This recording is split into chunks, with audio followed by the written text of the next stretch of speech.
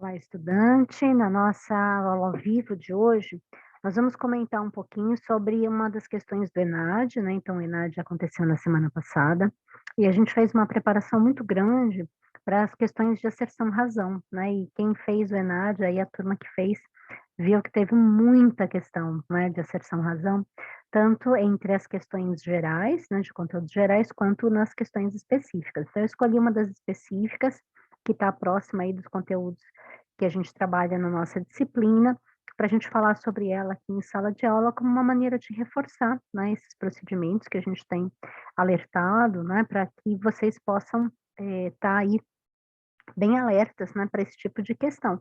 Até porque a gente também já conversou que é um tipo de questão que tem aparecido muito em concurso, né, ela começa a ser utilizada no ENAD, mas hoje ela é uma questão de concurso bem utilizada, tá bom? Então eu vou dividir aqui a minha tela para a gente ver a questão. Vou colocar aqui no modo de apresentação. Então, ela é uma questão que tinha, né, uma referência textual, né? Depois a gente tem o comando tradicional, né, da asserção razão, onde vocês estão vendo aqui que pede para avaliar as asserções, e depois a relação proposta entre elas, né, porque é essa em 2 etapas, que é uma característica justamente da asserção razão.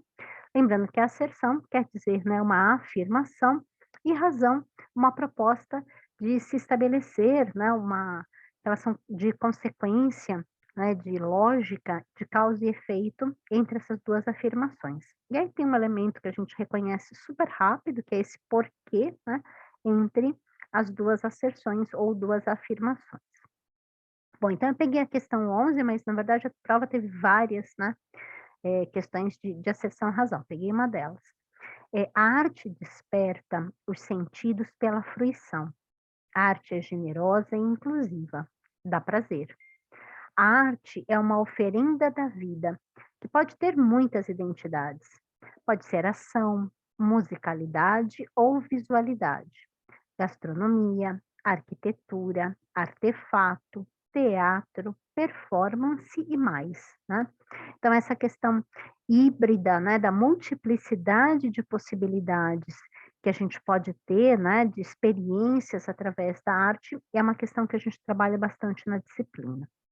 Não cabe em definições ou prescrições. A arte é livre. É ou pode vir a ser o imaginário, a poética.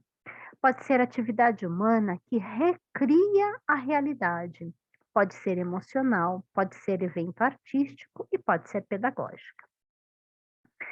Apesar de sua potência, né, então primeiro a gente percebe que o texto apresenta muito possibilidades do que a arte pode vir a ser, né, sempre com uma ideia, né, de multiplicidade. E agora vamos ver nesse segundo parágrafo, né. Então, apesar de sua potência, a arte não é protagonista na educação. Contudo, pode vir a ser, né. Então ela é uma afirmação aqui de que a arte, ela não tem o papel, né, não desempenha o papel que ela poderia desempenhar.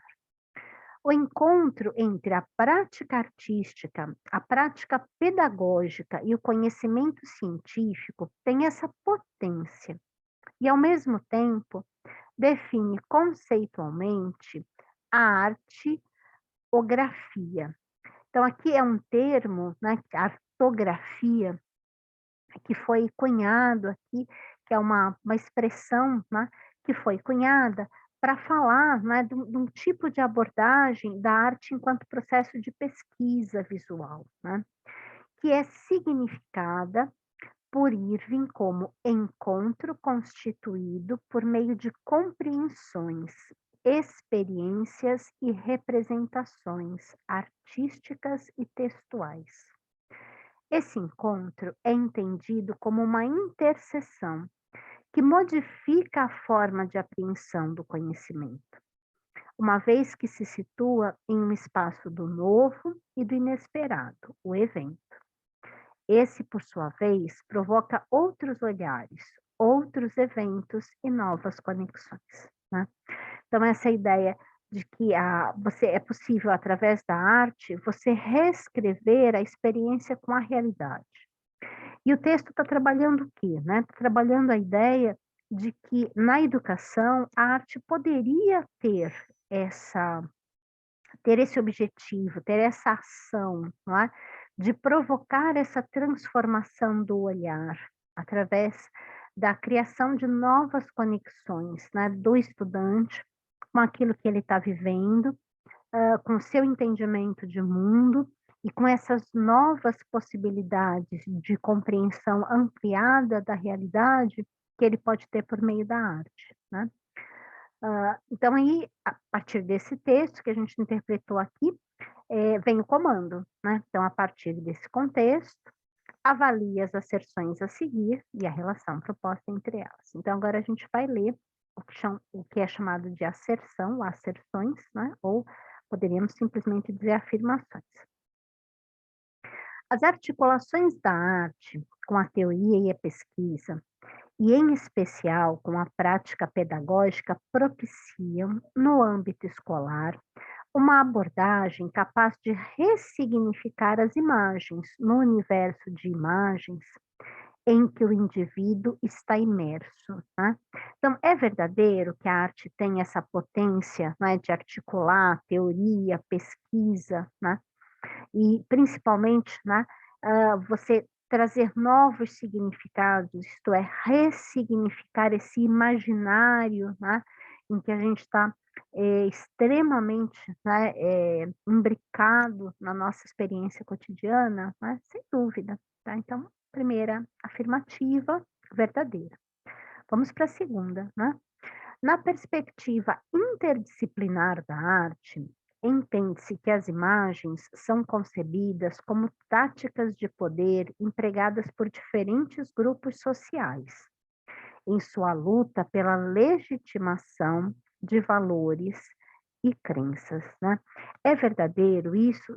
Sem dúvida, né, e quem vai trabalhar com isso é justamente a questão da cultura visual, né. E a artografia, ela vai trabalhar nesse viés da cultura visual, quer dizer, toda imagem, ela está relacionada a relações de poder, né. E os grupos sociais, ao criarem, né, obras, ao criarem experiências, eles estão buscando também pela legitimação dos seus valores e crenças, né. Eu posso dizer que essa busca por legitimação de valores e crenças, que está, impressa, né, nas imagens, que ela é uma justificativa, né, para a gente dizer que dentro, né, da prática pedagógica, dentro da escola, né, a gente pode criar uma abordagem capaz de ressignificar a arte no universo da imagem, né, em que nós estamos? Sim, sem dúvida, né. Então a gente consegue saber que ambas são verdadeiras, tá. Então a gente já elimina de cara as alternativas C, D e E, e ao analisar, não é, as 2 afirmações, o que que a gente percebe?